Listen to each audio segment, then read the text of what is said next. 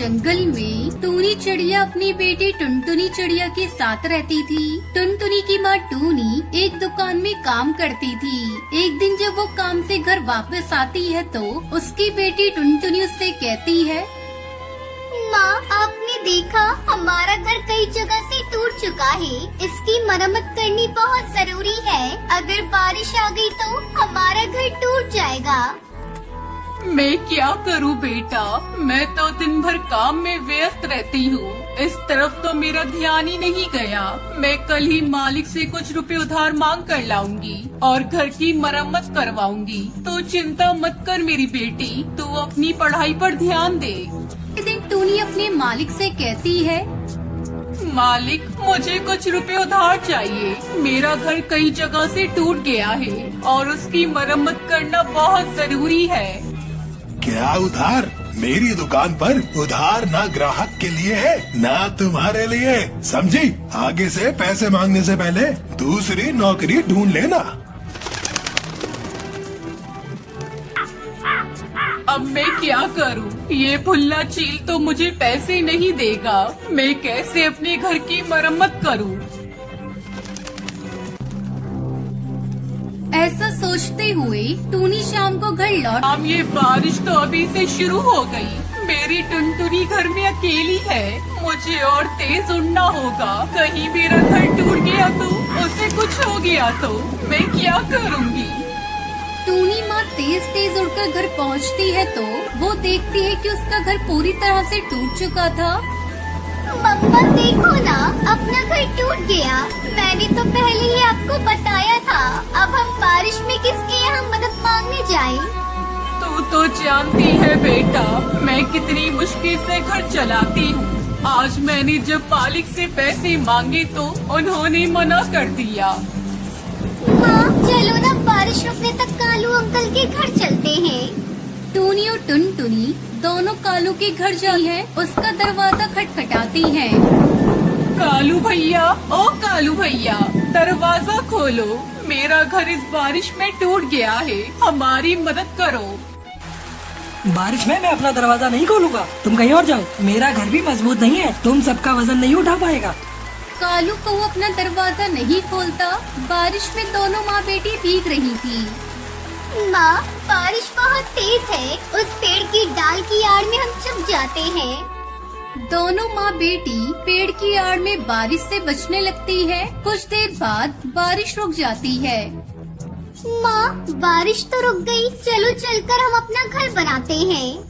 तुझे तो पता है बेटा, मेरे पास तो पैसे नहीं है।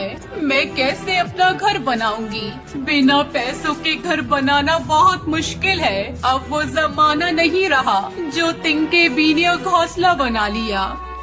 माँ, अपना घर बिना पैसों से बनेगा। देख रही हो, सामने हरी हरी घास फूस पड़ी हुई है। हम अपना घर इन्हीं हरी हरी घास से बनाएंगे। टूनी को अपनी बेटी का आइडिया अच्छा लगता है। वो अपनी बेटी के साथ मिलकर घास से घर बनाती है।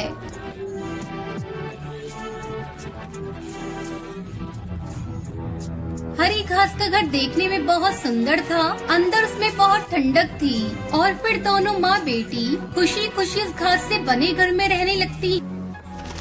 एक जंगल में टुनटुनी चिड़िया अपने दो बच्चों के साथ रहती थी। उसका पति कालू कौआ अपने खेत में आम की खेती करता था। आम बेचकर उसे अच्छी कमाई हो जाती थी, जिससे उसका पूरा परिवार खुशी से अपना जीवन बिता रहा था। एक दिन टुनटुनी अपने पति से कहती है, अरे पिंकी के बापू, मैं सोच रही थी इस बार नए साल पे अपने बच्चों को लेकर कहीं बाहर घुमाने चलते हैं। हाँ पिताजी, मेरी सारी सहेलियाँ नए साल की पार्टी मनाने शहर जा रही हैं। आप भी हम लोगों को लेकर शहर चलिए ना। नहीं बेटा, तुम्हें पता है ना, शहर में महामारी फिर से फैलने लगी है। ऐसे में पार्टी करना ठीक नहीं। ऐसा करो, तुम लोग इस साल घर में रहकर ही नए। एक दिन कालू जब अपने खेत पर आम को तोड़ने के लिए जाता है तो देखता है कि उसकी सारी फसल बर्बाद हो चुकी थी। वो दुखी होकर घर लौटता है। उसे दुखी देखकर उसकी बेटी पूछती है, क्या बात है पिताजी, आज आप बहुत उदास लग रहे हैं। आज आप हमारे लिए मिठाइयाँ भी नहीं लाए। हाँ जी, आज ऐसी कौन सी बात हो गई? पहले कभी आपको इतना उदास और दुखी नहीं देखा। क्या बताऊं पिंकी की माँ, पता नहीं कैसे सारी फसल एक ही रात में बर्बाद हो गई। अगर मैं फसल को बाजार में नहीं बेचूंगा तो पैसे घर कैसे आएंगे? मैं अपने बच्चों के लिए कहाँ से नए साल का तोहफा ला कर दूंगा? आप चिंता क्यों करते हो जी? हम कल ही अपने खेत में जाकर सारे खराब पेड़ों को हटाकर उसकी जगह नए आम के पेड़ को लगाएंगे। जहाँ तक बच्चों की बात है तो हमारे दोनों बच्चे बहुत ही समझदार हैं, वो उपहार के लिए जिद नहीं करेंगे।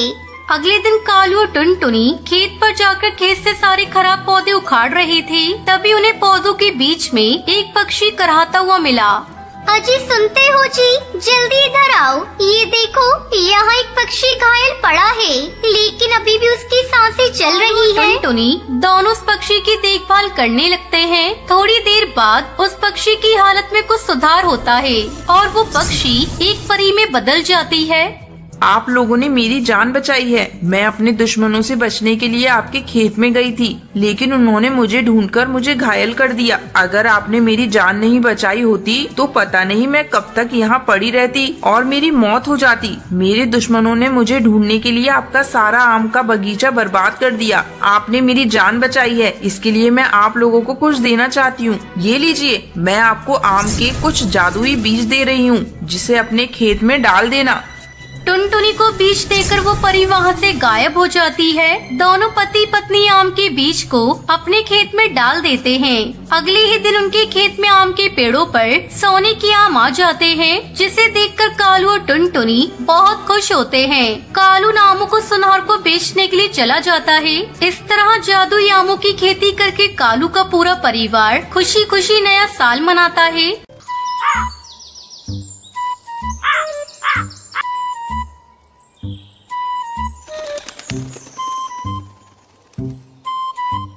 शिमला के जंगल में चमेली कौवी अपने पति कड़कनाथ और बेटे कालू कौवे के साथ रहती थी। चमेली कौवी का पति टैक्सी चलाता था।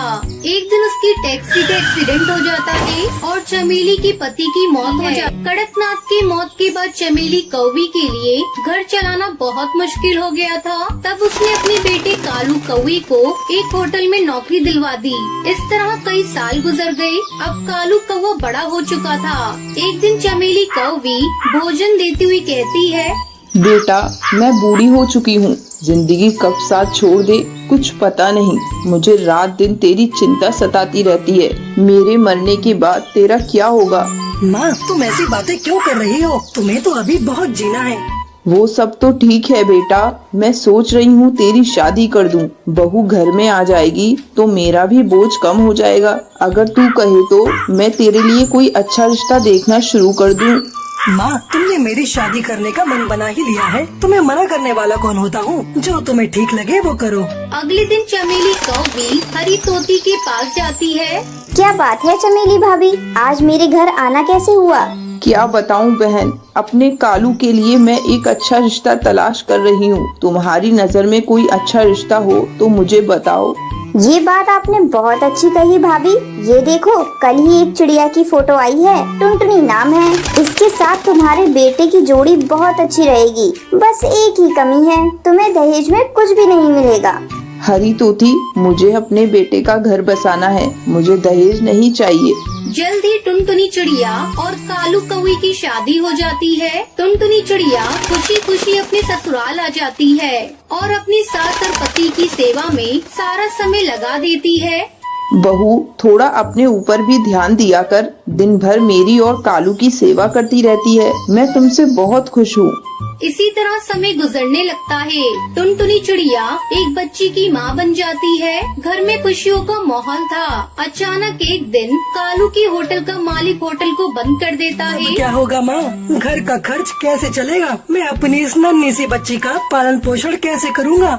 आप इतना मत घबराइए जी, इतना घबराएंगे तो कैसे काम चलेगा। हिम्मत रखिए, जल्दी ही आपको कोई नया काम मिल जाएगा। हाँ बेटा, बहू ठीक कह रही है। तू इतना मत घबरा, हम सब तेरे साथ हैं। अगले दिन से कालू कौवा नए काम की तलाश में इधर उधर भटकने लगा, लेकिन उसे कोई काम नहीं। कालू कौवे से कहती है, सुनो जी, अब से तुम्हें काम की तलाश में जाने की कोई जरूरत नहीं। हम अपना खुद का ढाबा खोलेंगे। तू पागल हो गई है क्या बहू? तुझे पता भी है ढाबा खोलने के लिए हमें एक दुकान किराए पर लेना होगा और अपने पास इतना पैसा भी नहीं है। अरे माँ जी, ढाबा खोलने के लिए दुकान की कोई जरूरत नहीं। ससुर जी की टैक्सी है ना, बहुत दिनों से गोदाम में पड़ी है। कालू जी आप जाइए और जाकर उसकी मरम्मत करवा कर ले आइए। हम लोग टैक्सी में ढाबा खोलेंगे और जंगल में घूम घूम कर अपना बनाया हुआ भोजन सस्ते दाम पर जंगल के पक्षियों को खिलाएंगे। अब कालू कौवे के टैक्सी ढाबे को देखकर कुछ पक्षी उसके ढाबे पर आते हैं। टुनटुनी चिड़िया कालू कौवा मिलकर बड़े प्यार से अपने टैक्सी ढाबा का बना हुआ भोजन उन पक्षियों को खिलाते हैं। इस तरह टुनटुनी चिड़िया और कालू कौवा मिलकर अपना ढाबा चलाने लगे और खुशी खुशी अपने परिवार के साथ रहने लगे।